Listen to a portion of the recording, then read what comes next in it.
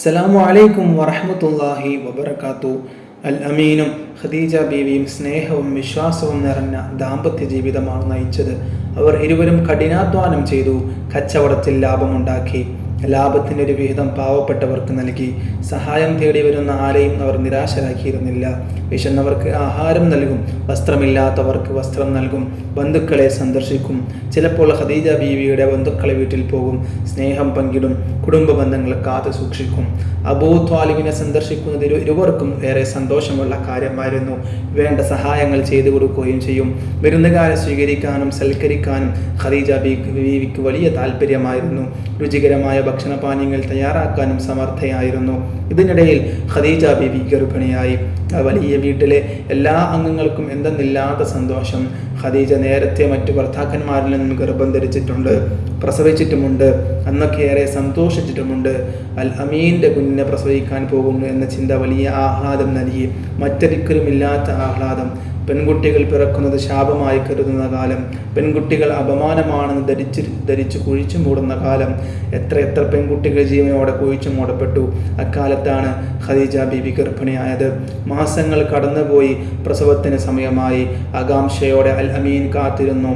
ഖദീജ ബീവി പ്രസവിച്ചു. സന്തോഷ വാർത്ത പുറത്തു വന്നു. ആൺകുട്ടിയാണ്. ഖബീലയിൽ ആഹ്ലാദം പരന്നു. കുഞ്ഞിന് ഖാസിം എന്ന് പേരിട്ടു. ഓമന പേര് ത്വാഹിർ എന്നായിരുന്നു. മാതാപിതാക്കളുടെ കൺമണി.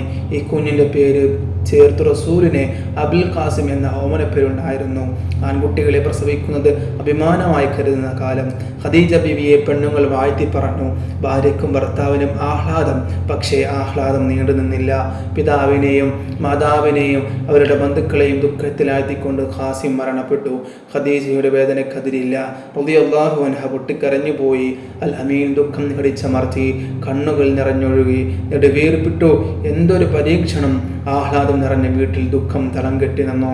കാലം പിന്നെയും കടന്നുപോയി. വ്യാപാരത്തിന്റെ ബന്ധപ്പാടിലാണ് ദമ്പതികൾ. തിരക്കേറുമ്പോൾ ദുഃഖം മറക്കുന്നു. ഖദീജ ബീവി പിന്നെയും ഗർഭിണിയായി. ഒരിക്കലല്ല പലവട്ടം. ഒരു പുത്രനെ കൂടി പ്രസവിച്ചു. ബാക്കിയെല്ലാം പുത്രിമാർ. പുത്രനെ കിട്ടിയപ്പോൾ വീണ്ടും ആഹ്ലാദം. കുട്ടിക്ക് അബ്ദുള്ള എന്ന് പേരിട്ടു. അൽ അമീൻ്റെ പിതാവിൻ്റെ പേര്. അഴകുള്ള കുട്ടി. അബ്ദുള്ള എന്ന് വിളിക്കാനൊരു മടി, വിളിക്കാനൊരു ഓമന പേരുണ്ട്, ത്വയ്യിബ്. മാതാപിതാക്കൾക്ക് ത്വയ്യിബ് മുൻ സന്തോഷം നൽകി. ആ സന്തോഷവും നീണ്ടു നിന്നില്ല. കടുത്ത ദുഃഖം നൽകിക്കൊണ്ട് അബ്ദുള്ളയും മരണപ്പെട്ടു. അസഹ്യമായ ദുഃഖം. ഇരുവരും കണ്ണീരൊഴുക്കി.